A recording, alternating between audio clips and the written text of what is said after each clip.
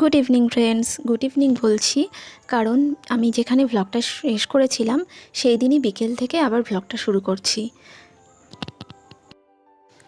আসলে আমার মোবাইলে 7-8 মিনিটের বেশি ভিডিও হয় না।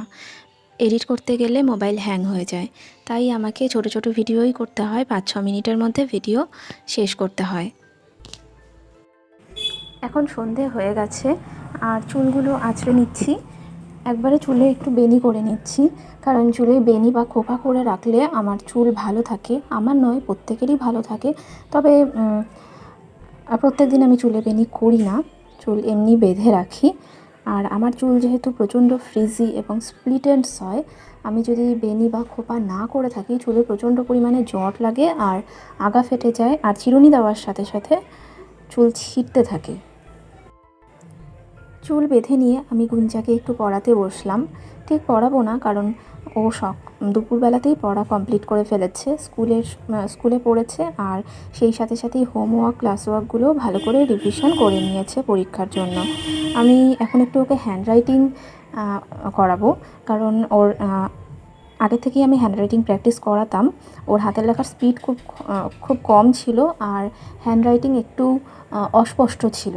তবে এখন ভালো হয়েছে আর স্পিডও অনেকটা বেড়েছে। ক্লাসে যে ক্লাস ওয়ার্কগুলো করায় ওগুলোও ঠিকঠাকই টুকতে পারে। সময়ের মধ্যেই কিন্তু কোশ্চেন অ্যান্সার খাতাতে লেখা থাকে। ওর খাতায় আমি এখনও পর্যন্ত ইনকমপ্লিট কোশ্চেন অ্যান্সার দেখিনি স্কুলে। গুঞ্জাকে হাতের লেখা লিখতে দিয়ে আমি রান্নাঘরে চলে এসেছি রুটি করতে। আর সাথে সাথেই কিছু এডিটিংয়ের কাজও করে নিয়েছি, কারণ একবারে এডিট করতে বসলে ভীষণ পরিমাণে হ্যাং হতে থাকে আর সময় লাগে অনেকটা। তাই অল্প অল্প করে যখনই সময় পাই এডিট করে নিই। আমি এখন গরম জল দিয়ে দিলাম। গরম জলে আমি আটা মাখি। গরম জলে যদি আটা মাখা যায় তাহলে আটা মাখা অনেক তাড়াতাড়ি হয়ে যায় এবং রুটিও সফট হয়। আমি অনেক আগে ঠান্ডা জলে আটা মাখতাম। তাতে কি হতো, আমার আটা মাখতে বেশি পরিশ্রম করতে হতো এবং রুটিও সফট থাকতো না, শক্ত হয়ে যেত। এই জন্য আমি কোথাও শুনেছিলাম যে গরম জলে আটা মাখলে আটা মাখতেও কম সময় লাগে এবং রুটিও সফট হয়। যাই হোক, আমার আটা মাখা রুটি করা সবই হয়ে গেছে আর ভাত বসিয়েছে কোয়েল। আমি গুঞ্জার জন্য একটু নিতে বলেছি। আর এখন পরের দিন সকালবেলায়, বৃহস্পতিবার সকাল 7টার সময় এই ভিডিওটা করছি। কয়েকদিন যদি একটু দেরি করে ওঠা হয় তাহলেই অভ্যেসটা খারাপ হয়ে যায়, তাই আস্তে আস্তে আবার অভ্যেসটা ঠিক করার চেষ্টা করছি। আজকে 7টার একটু আগে উঠেছি, পরের দিন হয়তো 6:30টার সময় ওঠার চেষ্টা করব। আর বৃষ্টি পড়েছে আজকে। বৃষ্টিতে গাছপালাগুলো সবুজ হয়ে গেছে, কারণ ধুলো ধুলো হয়ে গিয়েছিল। পাতাগুলো অনেক চকচকে লাগছে। আর আমি একটু 1 মিনিট বাইরে থেকেই চলে আসলাম। এখন আমি একটু ফ্রেশ হয়ে নিলাম। চুলে যে সন্ধেবেলায় বেনিটা করে রেখেছিলাম, এখন সেই চুলে বেনুনিটা খুলে নিয়ে আবার চুল আঁচড়ে আরেকটু বেনুনি করে নেব। আগের দিন মাথায় শ্যাম্পু করেছিলাম, তাই চুল ভীষণ পরিমাণে ফ্রিজি হয়ে আছে। আমার যে কোনো কেমিক্যাল শ্যাম্পু বা হার্বাল শ্যাম্পু আমার চুলে ঠিক সয় না আর কি। আসলে চুল ভীষণ পরিমাণে ফ্রিজি হয়ে গেলে যা হয়, চুলে আমি দই দিই, তো হোমমেড কিছু প্যাক দিলে সেটা ভালো হয় আমার চুলের জন্য। তো আমি একটু নারকেল তেল দিয়ে দিলাম। এই যে নারকেল তেলটা ব্যবহার করলাম, এটা পার্সোনার নারকেল তেল, FSSAI স্বীকৃত। তো এই নারকেল তেলটা ভীষণ পরিমাণে আমার কাজে দেয়। এখন প্রায় 8টা বাজে। 8টার সময় আমি বিছানা পরিষ্কার করে তারপর ঘরটা ঝাড় দিয়ে দিলাম। আজকে গুঞ্জাও একটু তাড়াতাড়ি উঠেছে।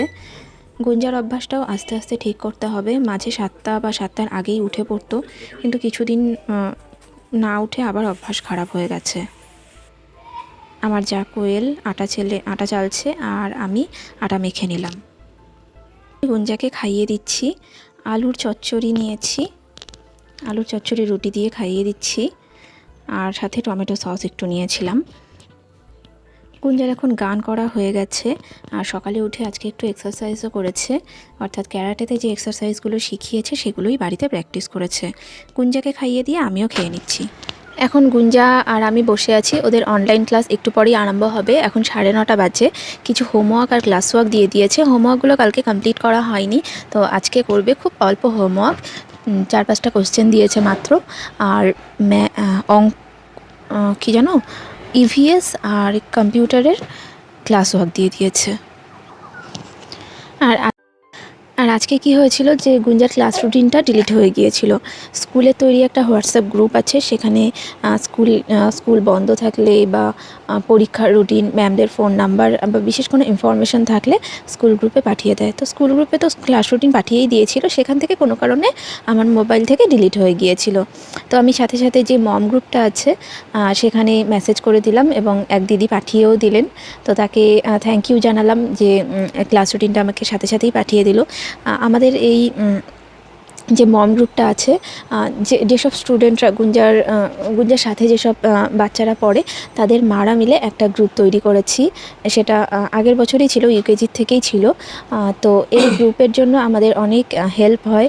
সবাই মিলে আলোচনা করে কিছু সিদ্ধান্ত নিতে পারি, বা কেউ কোনো ক্লাস ওয়ার্ক হোমওয়ার্ক মিস করে গেলে সেখান থেকে আমরা জেনে নিতে পারি।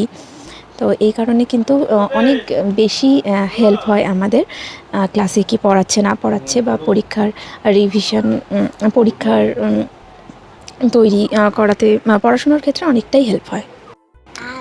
আর আজকে হলো বৃহস্পতিবার, গুঞ্জাকে এখন ক্লাসে বসিয়ে দিয়ে আমি পুজো করে নেব। বৃহস্পতিবারে পুজো করতে আমাদের অনেকটাই সময় লাগে, প্রায় 2 ঘন্টা পুজো করতেই লেগে যায়। ঠাকুরঘর পরিষ্কার করতে, পুজো করতে, পাঁচালি পড়তে সব মিলে প্রায় 1.5-2 ঘন্টার মতো লেগে যায়। তো ততক্ষণে গুঞ্জার ক্লাসটা শেষ হয়ে যাবে। আর আজকে একটু বাজারে যাওয়ার ইচ্ছে আছে, একটা চুড়িদার বানাতে দেবো আর কিছু জিনিস কেনার আছে। আর ঠিক আছে বন্ধুরা, আমি এখন রাখছি, আপনাদের সাথে আবার পরে কথা হচ্ছে। এখন আমি বিকালবেলায় একটু উঠোনে এসেছি, খুব হাওয়া হচ্ছে। আর এই যে ফুলটা দেখছেন, এই ফুলের নাম হলো অপরাজিতা। অপরাজিতা বিভিন্ন কালারের হয়। এখানে দেখছেন ভায়োলেট, তারপর পিঙ্ক, ব্লু, হোয়াইট, আর একহারা দোহারা এভাবেও হয়। একহারা অর্থাৎ যেমন গাঁদা ফুল একহারা দোহারা হয়, সেরকম অপরাজিতা ফুলও একহারা দোহারা হয়। এটা দোহারা অপরাজিতা ফুল। এই ফুল সাধারণত বেশি নীল দেখা যায়, আর এই ফুলের কিন্তু যত্ন আত্তিও খুব কম করতে হয়। এই ফুলটা যখন ফুটে যাবে তখন এর থেকে বিচি হবে, শিমের বিচির মতন।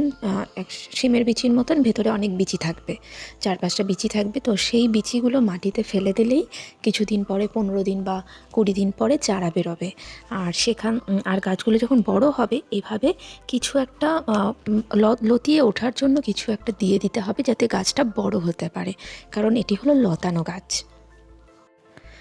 আর যদি এই গাছের একটু যত্ন করা হয়, যেমন সার মাটি তৈরি করা হয়, জল নিয়ম করে দেওয়া হয়, তাহলে কিন্তু এই গাছে ফুল খুবই ভালো ফোটে। আশা করি ভ্লগটা আপনাদের ভালো লেগেছে আর ইনফরমেশনটাও আপনাদের কাজে লাগবে। তাহলে আর দেরি কিসের, আমার চ্যানেলকে সাবস্ক্রাইব করে নিন আর ভিডিওটাকে লাইক করে নিন। এই ভিডিওটা দেখার জন্য অসংখ্য ধন্যবাদ আপনাদের।